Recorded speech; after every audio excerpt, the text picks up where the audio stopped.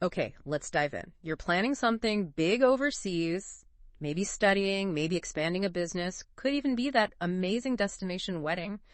Super exciting stuff. Definitely.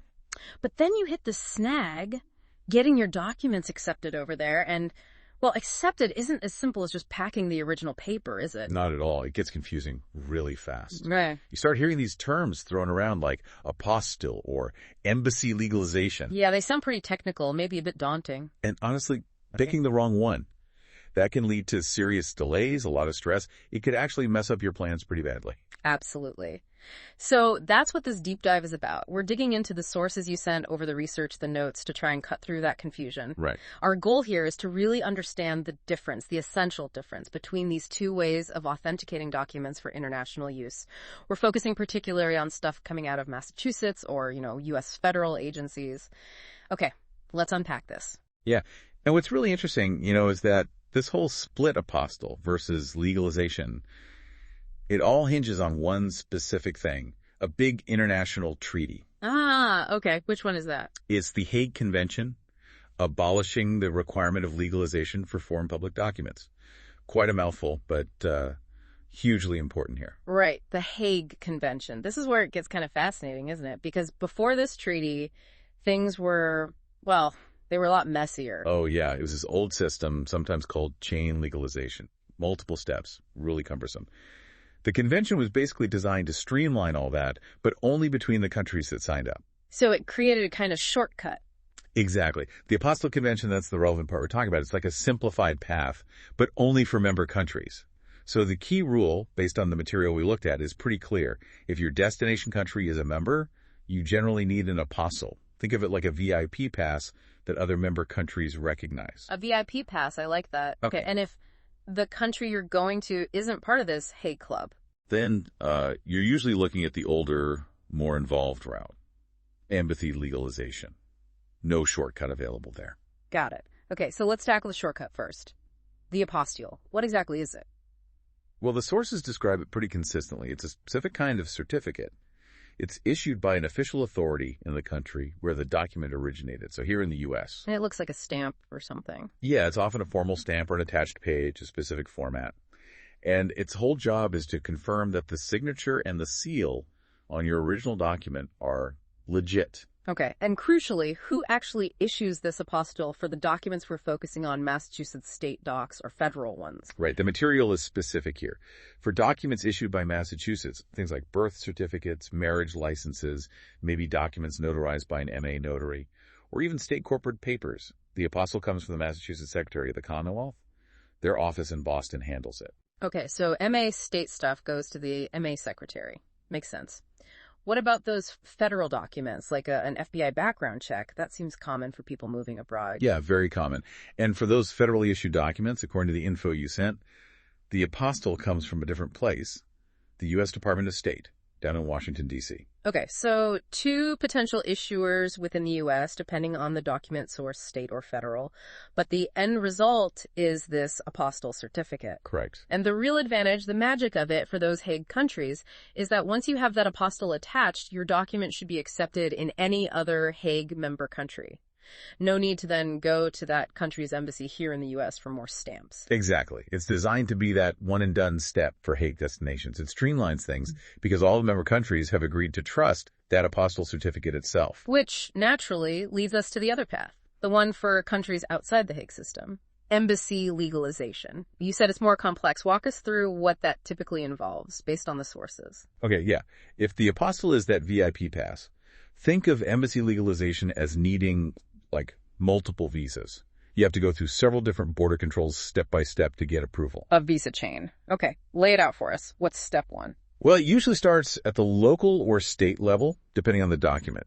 It needs its basic certification or notarization first. Okay. And sometimes, if it's a document notarized by, say, an MA notary, you might even need an extra step before the state level getting the county clerk to certify that the notary is legitimate.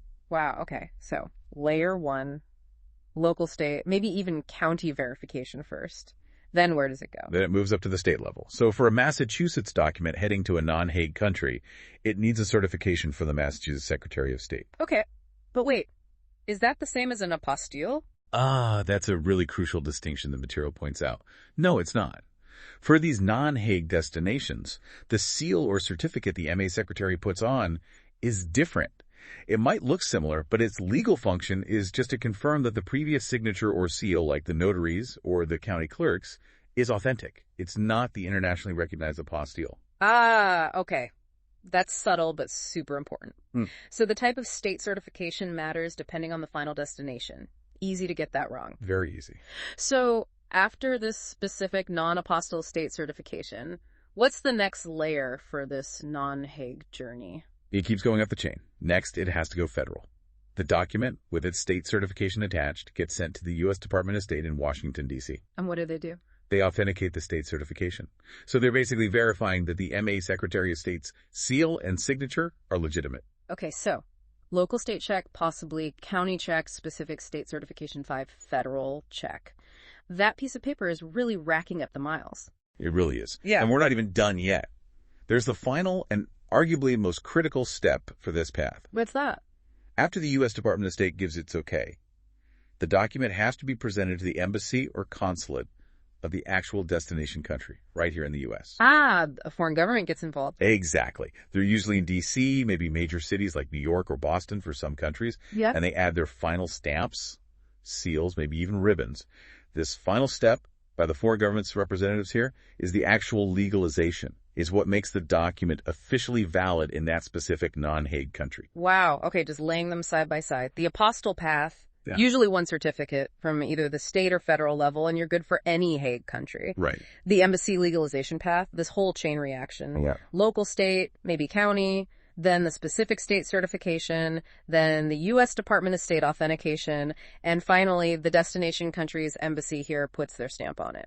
That's the essence of it. It's a multi-step verification process. Yeah. And because of all those steps, it naturally takes more time, means dealing with multiple different agencies, and it often costs more too, with fees at various stages.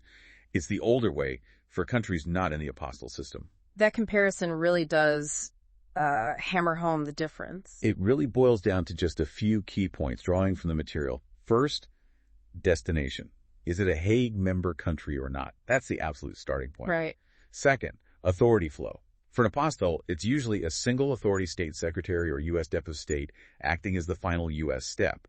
For legalization, it's that whole chain of authorities, state, local, up to the U.S. Dep of State, then the foreign embassy here. Each step validates the one before. Okay. Third, complexity. Apostille is generally much simpler, often just one main submission. Legalization is inherently more complex, multiple sequential steps. More hoops to jump through. Definitely. Fourth, time. Apostilles are generally faster. Legalization, with all its stages, usually takes quite a bit longer. Makes sense. And finally, that foreign government step here in the U.S. Not needed after you get an apostille for a Hague country. But it's the required final step for embassy legalization for a non-Hague country. That breakdown is super helpful. So the big question for anyone listening is, how do you actually figure out which of these paths your document needs for your specific situation? Yeah, good question. And the material actually gives a very straightforward two-step way to determine this. You don't have to guess. Okay, what are the steps? Step 1. Just clearly identify your destination country. Seems basic, but be precise. Right. Step 2. Go check the official list. The sources say to look on the website for the Hague Conference on Private International Law. That's hcch.net usually. They're the organization behind the convention. So search for something like? Yeah, search online for HCCH Apostille Section Contracting States, or similar phrasing. That should get you to the official up-to-date list of member countries. And the result tells you everything? Pretty much. If your country's on that HCCH list, it's a Hague member. You need an apostille. And if it's not on the list? Then it's a non-Hague member, and you need to go through the embassy legalization process. Simple rule, but absolutely critical to follow correctly. Okay. And the sources mentioned some examples of countries that often fall into that non-Hague category, requiring the longer process. They did. It lists countries like China, though. Importantly, it notes that Hong Kong and Macau are exceptions and do accept apostilles. Okay, good nuance. Also mentioned were the United Arab Emirates, UAE, Thailand, Vietnam, Egypt, Saudi Arabia, Qatar. Lots of common destinations, especially for business or work, that require full embassy legalization. What about Canada? I feel like that comes up a lot. Yeah, Canada is mentioned too. It's a bit nuanced because Canada did recently join the Hague Convention. However, The source material suggests that specific requirements for documents going from the U.S. to Canada might still have unique steps or preferences, so it's really best to double-check the specific requirements for your situation with Canada. But generally, the list of non-Hague countries requiring legalization is still quite long, covering many places in Africa, Asia, and the Middle East. Okay. So let's talk about why this matters so much. Why is getting this right, apostille versus legalization, so absolutely crucial for your plans? Well, like the sources really emphasize, getting it wrong isn't just a small mistake. Sending an apostille document to a country that requires legalization, or vice versa. Let's just reject it. That's the risk. Your documents can be rejected outright by the foreign authorities, a university, the employer, the government agency, whoever needs them. And the impact of that rejection. I mean, the sources gave some pretty serious examples of what that can mean in the real world. They really did. They highlighted how choosing the wrong path can lead to critical delays that could, completely derail an immigration case.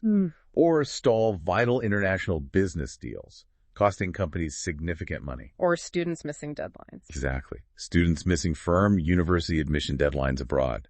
Or imagine the chaos for a destination wedding if the marriage documents aren't properly authenticated in time. Wow. Yeah, it's clearly not just a minor paperwork detail. It's fundamental. It's absolutely critical infrastructure, really, for any kind of international movement or transaction involving official documents. And given how complex that embassy legalization path sounds with all the different agencies, the sources mention that trying to navigate that yourself can be tough. It definitely can be. Yeah. Juggling the requirements for the state, then the U.S. Department of State, then the specific foreign embassy.